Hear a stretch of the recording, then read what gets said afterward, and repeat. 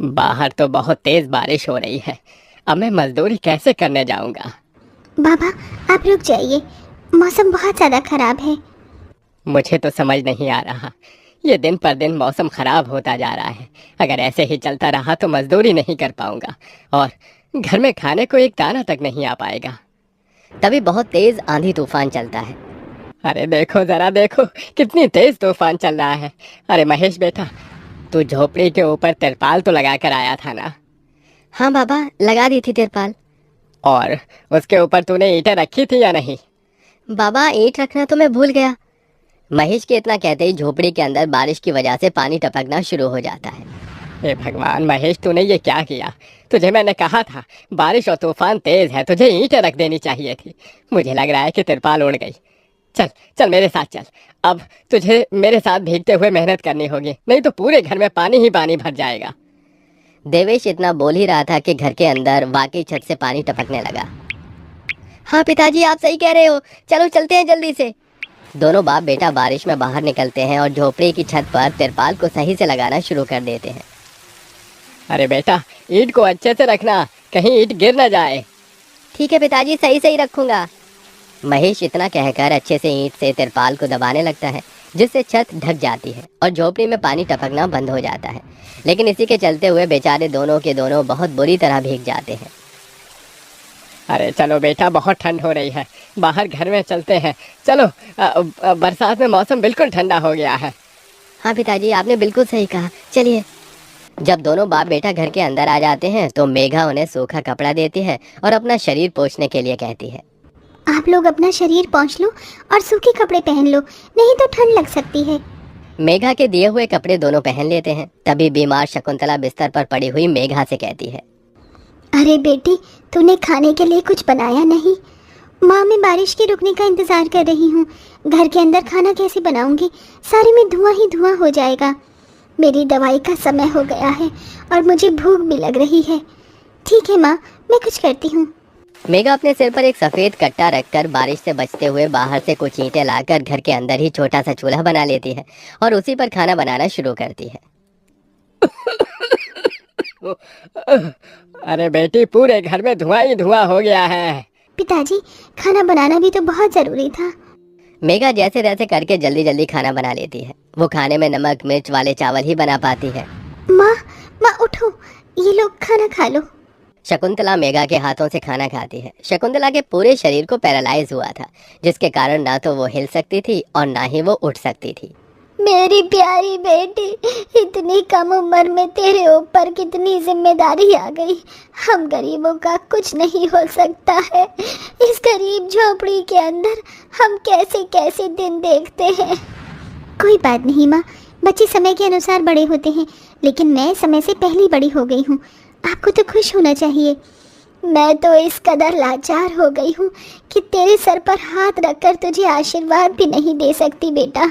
शकुंतला की आंखों से आंसू निकल रहे थे। मेघा उसके आंसू पोंछकर अपनी माँ को हौसला देती है, जिसके बाद वो अपने भाई और पिता के साथ बैठकर खाना खाती है। बारिश होती ही रहती है, लेकिन बारिश रुकने का नाम ही नहीं लेती। खाना खाकर वो सभी सो जाते हैं। आधी रात के समय जिस तरफ शकुंतला का बिस्तर होता है, वहाँ पर पानी टपकना शुरू हो जाता है। अरे ये क्या, पानी टपक रहा है। मेघा, मेघा, लगता है सो गई। अब मैं क्या करूं? ये पानी तो धीरे धीरे टपकता ही जा रहा है। शकुंतला रात भर अपने ऊपर टपकते हुए पानी को ऐसे ही झेलती रहती है, जिसकी वजह से सुबह तक उसके पूरे शरीर में बुखार फैल जाता है। अरे अरे ये क्या माँ, आपको तो बहुत ही बुखार हो गया है।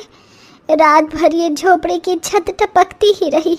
मैंने तुम्हें उठाने की कोशिश की, लेकिन तुम्हारे तक आवाज़ नहीं गई। ये सुनकर मेघा को बहुत अफसोस होता है। वो सूखे कपड़ों पर अपनी माँ को सहारा लगाकर लिटा देती है और उनके कपड़े भी बदल देती है। लेकिन तभी अचानक से गांव में बाढ़ आ जाती है। अरे अरे ये क्या हो, यहाँ तो पानी भर रहा है। अरे लगता है गांव में बाढ़ आ गई है। अरे हम लोग क्या करें? अरे बेटा महेश,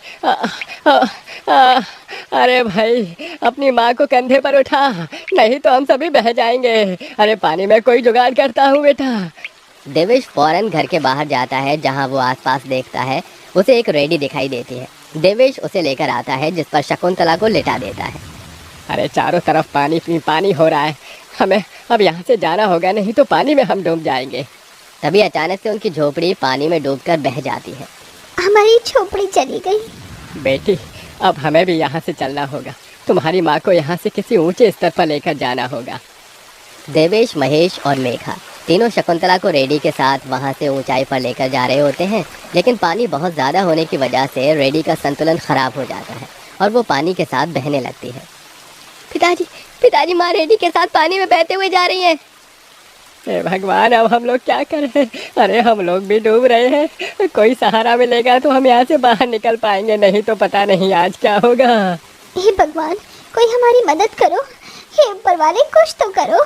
तभी मेघा को एक बड़ी सी लकड़ी का सहारा मिलता है। वो उस लकड़ी के सहारे अपने पिता और भाई को भी बचा लेती है, जिसके बाद वो तीनों लकड़ी के सहारे तैरते हुए एक ऊंचे स्तर पर पहुंच जाते हैं, जहां पर काफी लोग होते हैं। हे भगवान, मेरी 8 साल की बेटी थी, कहीं नजर नहीं आ रही। इस बाढ़ के कारण वो पता नहीं कहां पानी के साथ ही बहती चली गई। वहाँ सभी अपने परिवार को लेकर दुख में थे और यहाँ मेघा, देवेश, महेश तीनों शकुंतला के लिए फूट फूट कर रोने लगे थे। मेरी माँ पता नहीं कहाँ चली गई, पता नहीं किस हाल में होंगी वो। क्या वो अभी जिंदा होंगी या नहीं? तुम ये कैसी बातें कर रही हो? हौसला रखो, सब कुछ ठीक हो जाएगा। माँ वापस आएंगी। ये देखो, सरकारी लोग हमारी मदद कर रहे हैं, बिछड़े हुए परिवार के सदस्यों को ढूंढ कर ला रहे हैं। महेश, मेघा और देवेश तीनों शकुंतला की राह देखते ही रह जाते हैं, लेकिन सरकारी आदमियों को भी शकुंतला की न तो लाश मिलती है और न ही उसका कोई अता पता, जिसके कारण अब उन्हें यही लगता है कि शकुंतला दुनिया में नहीं रही।